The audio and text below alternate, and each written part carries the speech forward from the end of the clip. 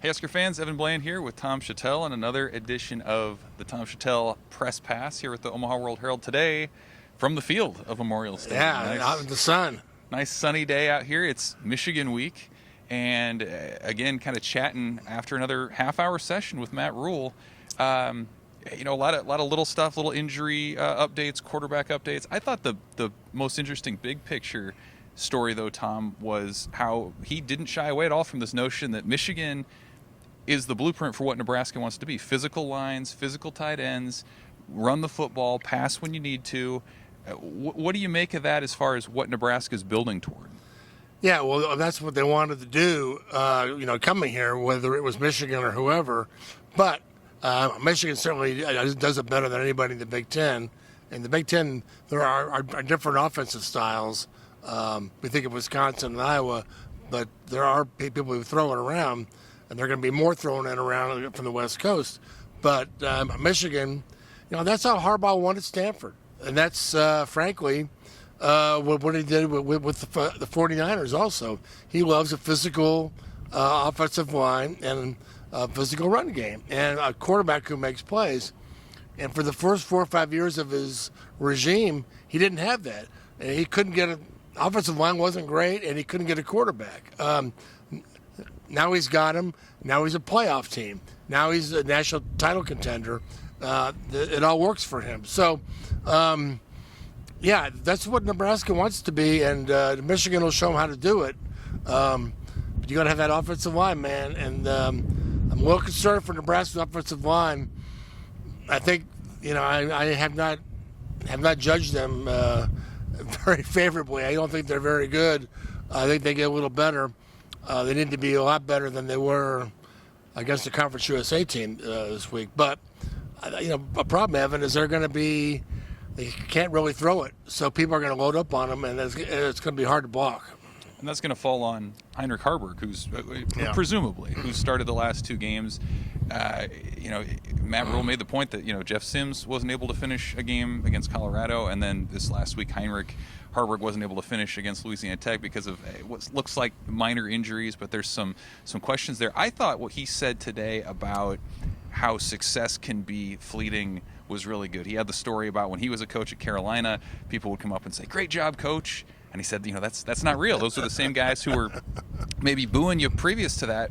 What do you think about this message to players that, the Heinrich Haarberg story through 2 weeks has been pretty good, but you got to keep it in perspective too? Yeah, well, actually, I think that was Temple he meant. I don't think anybody at Carolina said he did a good job. They still hate him for whatever reason. Get over it. But, he was asked about Haarberg, the Nebraska kid, the Kearney kid, a success story, the fans gravitating to her. They love a good Nebraska story. And he basically asked, have you noticed that, what do you think about that? And he kind of threw it back and said, I try not to think about it. We're not dealing with that. We don't want him thinking about it because, as he said, it's all fleeting. And they love you today, but they'll boo you tomorrow. And boy, we've seen a lot of that here. Right. The fans try not to boo the players. They usually boo the coach who puts the player in that they don't want to see. But I thought it was a good answer, and just about. We're trying to keep everybody level-headed. We don't want it to be. He didn't want other players focusing on Haarberg, the fan favorite. Let's just, worry about the football. The other stuff is going to come and go. I thought that was a good answer. Nebraska's a big underdog, obviously from Vegas odds makers, but what opportunity do they have this week? You hear talk about a measuring stick. They've lost 22 straight to top 25 teams. Yeah. This is another chance for that. Obviously not a lot of people are picking them to win, but what's on the line just in terms of what they can gain from Saturday? Yeah, I think defensively, I don't think Michigan's going to be fancy. They're going to line it up and try to run over you. I think they'll be able to handle some of that, but the problem will be if their offense, if they have a lot of 3-and-outs, the defense will be on the field a lot. I think it's the way to keep this thing close is going to be turnovers on the defense trying to get a fumble, maybe get a pick. Maybe you break a special teams play for a touchdown. Maybe you block a punt. There's going to have to do something we haven't seen necessarily a lot of to keep this one close.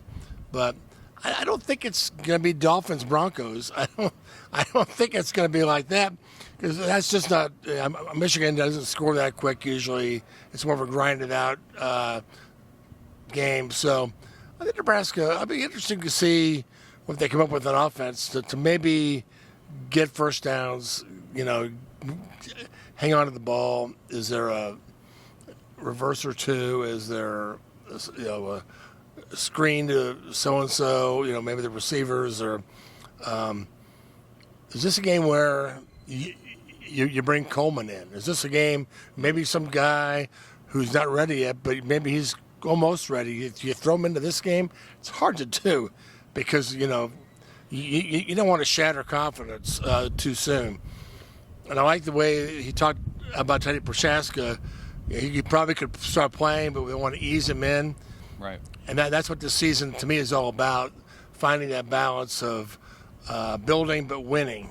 And so I like that. And I'm going to guess maybe after that bye week we'll see Teddy. Maybe we start playing Northwestern, Purdue, and some more teams at home. But going to Illinois and playing Michigan, maybe not there yet. So not a lot to talk about today. Just like you said, Michigan stuff. A little bit of this and that, but I thought the injuries are always interesting. He comes in and surprised us last week. Nobody knew about the running backs. Today, did you know Harbaugh was hurt? Didn't know that he was nicked up at the end. He was tight during the rain delay. Right. But maybe these guys are going to get banged up. So we'll just have to wait and see on Saturday who's who. Well, Michigan's undefeated. It feels like they haven't maybe opened up their playbook all the way just yet. Kind of feels like maybe Nebraska, like to your point, has something in store too.